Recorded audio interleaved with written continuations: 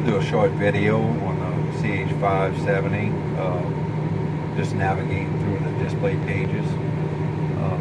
For starters, you have 3 home pages. This would be 1 of 3, 2 of 3, and 3 of 3. Starting off on 1 of 3, this is the main run page. This would be your base cutter height. You can set your base cutter height target, and this is your base cutter height actual. To set your base cutter height target, you can just bring your machine down to the target that you want to cut at, and then hit the capture button. So once you're in range, you can hit the capture button, and it grabs the height you're at right now and puts it as your new target. Or you can just adjust it on the fly by adjusting it up or down with the little side arrows. This column right here is your base cutter pressure. It pretty much sets up the same way. You can go in the field and cut cane at the normal speed you'd be cutting at in that field condition, and you can hit the capture button, and it'll capture the base cutter pressure you're at right now and puts it as your new target. Or you can just adjust your target by going up and down. If you click on the bar graphs themselves, you can adjust the window span of which the gauge actually reads in. So right now we had, let's say, 1,000, and at 1,200 and at 800 is your window. So if you want to increase that, put it at 400 now. We had 1,000 and 1,400, so it increases the span. This last column is your chopper pressure, and then you have 2 gauges on the side. You can set those to whatever you want. You can scroll down and put it in anything you select. On the bottom banner bar, this bar is the same throughout all 3 pages. If you have floating crop dividers, these 2 icons will go green when floating crop divider is active. The center one is your base cutter height. If you have contour base cutter height, when you go into return to cut, it'll go yellow, and then if you have contour base cutter height, it will turn green whenever the system is active. Next one's primary fan. If you have your primary fan on, this will turn green. It's a fan's on. Then this one, the elevator. If the elevator's on, it'll also turn green. If you reverse it, it'll turn yellow. If you're doing a timed elevator swing, which I'll show you later, it'll turn red. This one is engine field cruise. If you have engine field cruise selected and it on, this one will turn green. Reversing fan will be green when it's running, and it'll turn yellow whenever you come down and you press the reversing fan button. So page 2, this is your machine configurations. So the one with the crop dividers, if you have folding crop dividers, you can set your crop divider pressures and stuff. They'll have one additional page to this. This machine does not have floating crop dividers, so you notice it's grayed out. But even machines that don't have floating crop dividers and contour base cutter height system, you still have end of the row feature and return to cut feature. This is how you enable a return to cut and end of the row.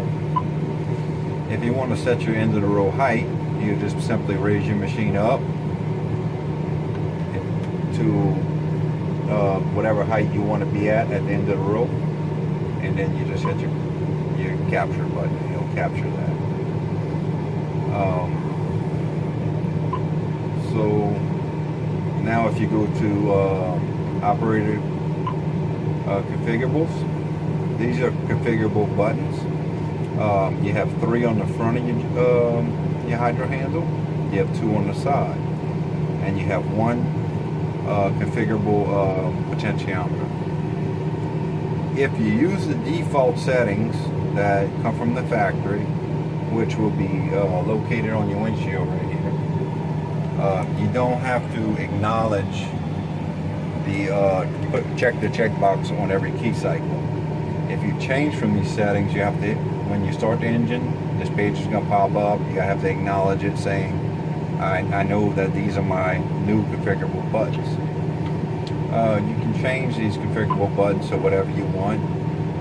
Just select one, and once you select it, you have to acknowledge it and accept it.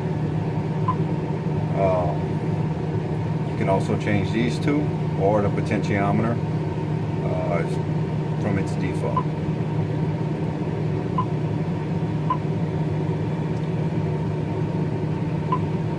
These buttons on the side, G right here will be alarms. This is your chopper alarm. This is your base cutter alarm. If you want an alarm, if you know the point to where your machine's about to start choking, you can check this box and set your chopper pressure to 2,500 psi, for instance. And when your machine gets up to 2,500 psi, the alarm's going to sound,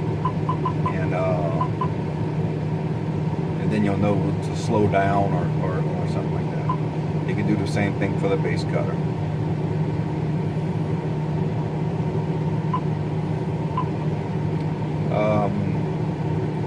The H icon on this page is timer settings. This is the setting for how long your page stays up whenever you make a change. So for instance, if I come right here, I change my primary fan, and then I let go of everything, I quit touching it. It's the time that this page stays up before it goes away.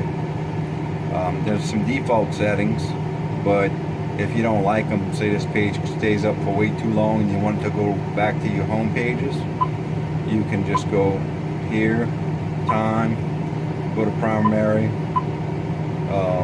set it for 6 seconds, for instance, and then now when I go to my primary page, when I let go of the button, the knob, 6 seconds later, the page will go away. That's how you set the timers. Operator, time.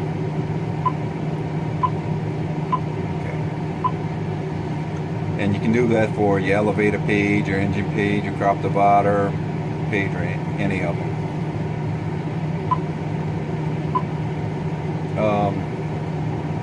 This button right here is I, is for if I change this and acknowledge it, and then I go back and I want to go back to my factory default settings,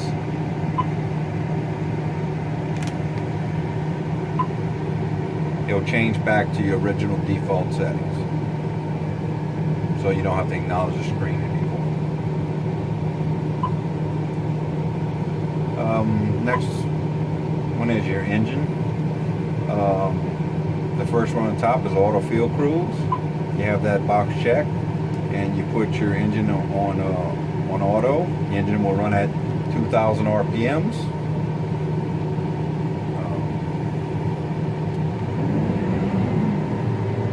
And then when your machine gets under high load conditions, it'll automatically go up to 2210, and when the load is reduced, it'll go back down to 2,000. That'll be auto field cruise. This one's high idle set point. Let's say at high idle, I want to reduce it to 1950 when I'm at high idle. When the engine will start running at 1950. Same thing with mid throttle. When I'm at mid throttle, if I want to change to 1500 to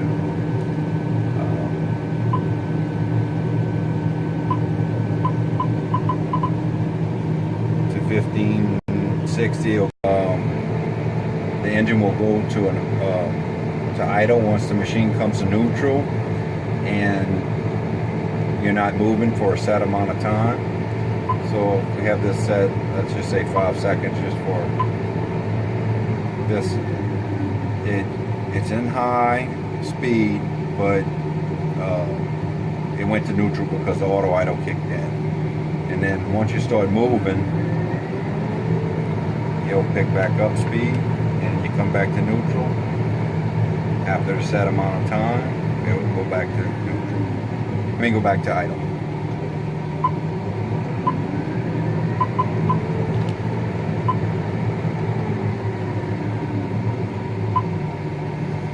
So the next one is track bias. This is your track bias knob on a track machine.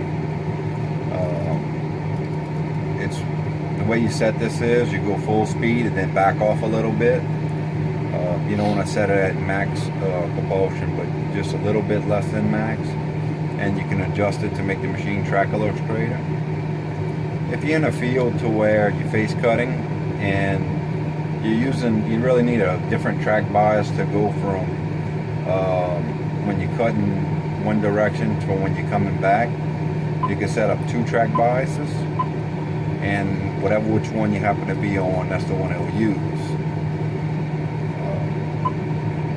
On your configurable buttons, you can select track bias, flip,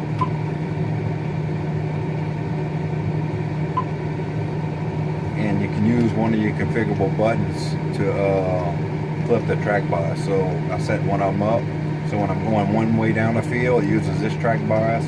When I come back, it uses the other one. That's just a feature that you can use if you're doing face cutting and need 2 track biases.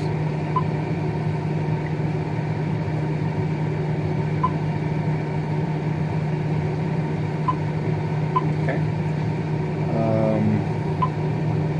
Max speed limit.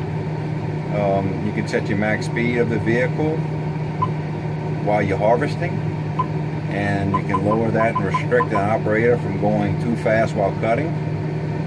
And then you can go into your access manager and lock him out to where the operator can't change this. If you're a manager, you can set up a passcode and stuff and do that.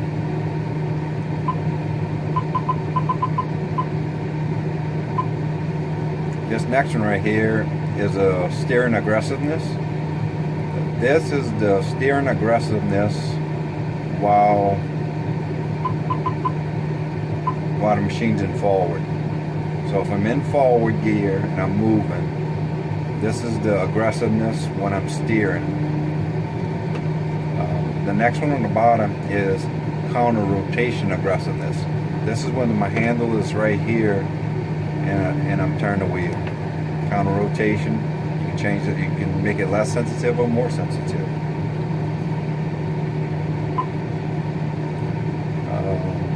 The next one is primary cooling fan. You can adjust your primary by just turning the knob on the console if you have it set up as a configurable, or you can come to the screen and change it.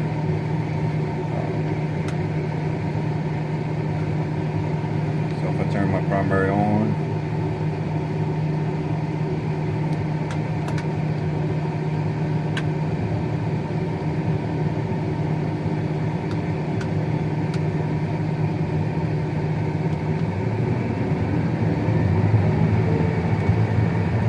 adjust the speed, 690. If I want to limit an operator from going no more than a certain speed, you can reduce his speed to where he can't max out any more than a certain RPM, and you can also lock him out of on Access Manager to where he's got to run at this speed or less.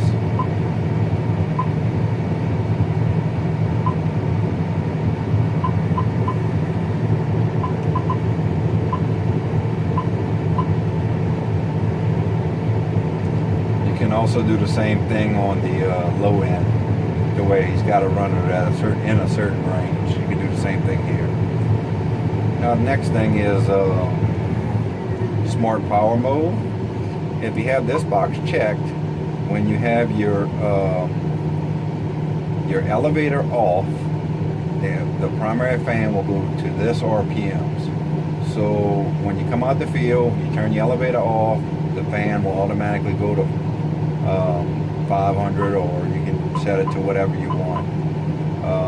This is just a fuel economy mode to save a little fuel, so your fan goes to a lower speed on the headlamp. The next one is elevator sync.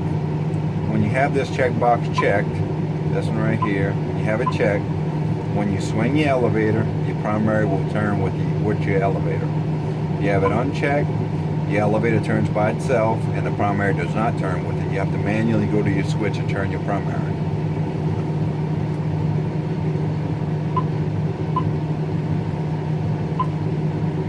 The next one is elevator. At the top right here you have a timed elevator swing feature. If you have this box checked and you have the alarm checked,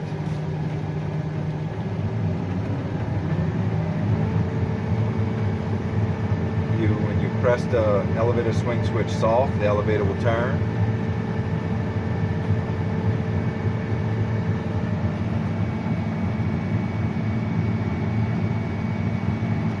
But when you press the switch hard and the red icon is blinking, it'll turn 90 degrees. You can do it without the alarm, and it'll still flash and do the elevator swing, timed elevator swing. It rotates 90 degrees per button press. If you have your field cruise on, or if you have full throttle, sometimes the time will need to be adjusted. If your elevator is swinging over 90 degrees, you want to reduce this time so that you start off on one side. When it gets to the center, if it overshoots, you reduce it. If it's undershooting, you increase it. That's how you set the time for your elevator to swing to a 90-degree position. Below it is right here, if you have the elevator speed option, that will be in this said to have a checkbox to turn it on and an adjustment for it.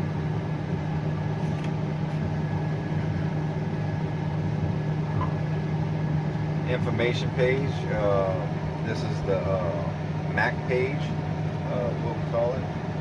This one right here would be machine hours. These two columns are not resettable. They just continue to count up. These two are resettable. So this machine's got 3.3 machine hours and 2.8 miles of distance.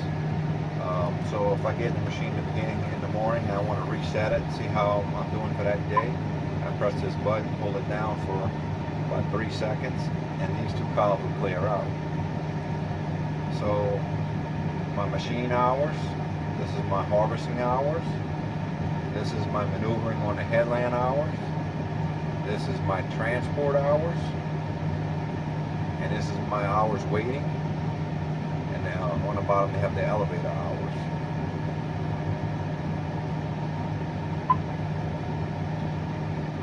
They also have it on this page. So if you're on this page, you can adjust. For starters, you have to have your hours page up, and then if you go here, you can adjust your whatever timer you want. These three on top are fixed timers. These three you can change them to whatever auto track hours or whatever you want for the bottom three. So those are adjustable, and this is your hours page also. So once you change that and you're on your, let's say your run page, when you press right here, those hours, whatever you select on the bottom, these three can be changed. When your engine is off and your key's on, the hours page will come up. When you're running, this icons will come up, but you can press it and go back to them. So also on this page you can set 3 shifts. You can set what time the shifts start and adjust your counters. The next thing I'll go over is the page 3 of 3. These gauges are programmed. You can program to whatever you want to put them at. If you want them, like however you want these gauges to be set. So when you go to this page, coming default from the factory, it'll flip your 3 home pages on configurable button number 1. So if I press button number 1 right now, they'll flip home pages 1, 2, and 3.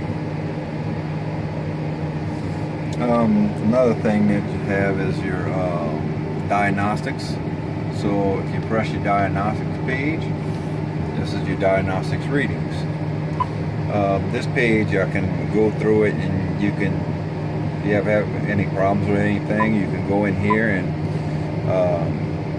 check certain things. So for instance, if I select topper and I hit enter, and I hit my top array switch is open, top array's output is inactive.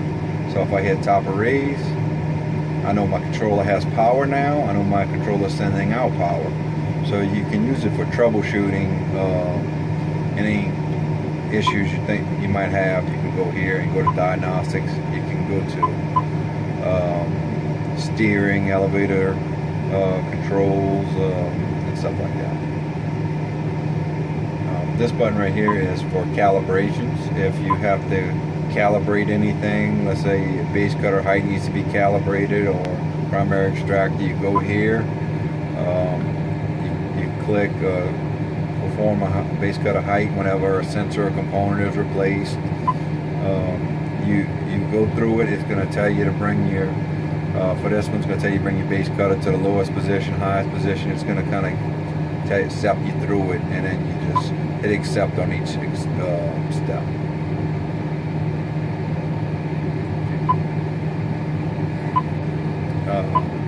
If you want to go to your access manager, you can go here and you can select owner, change password, and lock an operator out of just each individual. If you want to lock him in field crews or anything, you can lock him out of, put a password, and you do that on this page right here, access manager.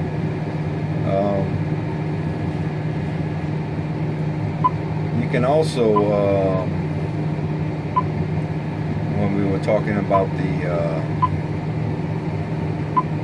this data right here, you can also download that information using a USB stick. You just put it inside, and it's gonna kind of step you through it. You gotta hit transfer, so you can get this data of how long an operator was waiting and stuff.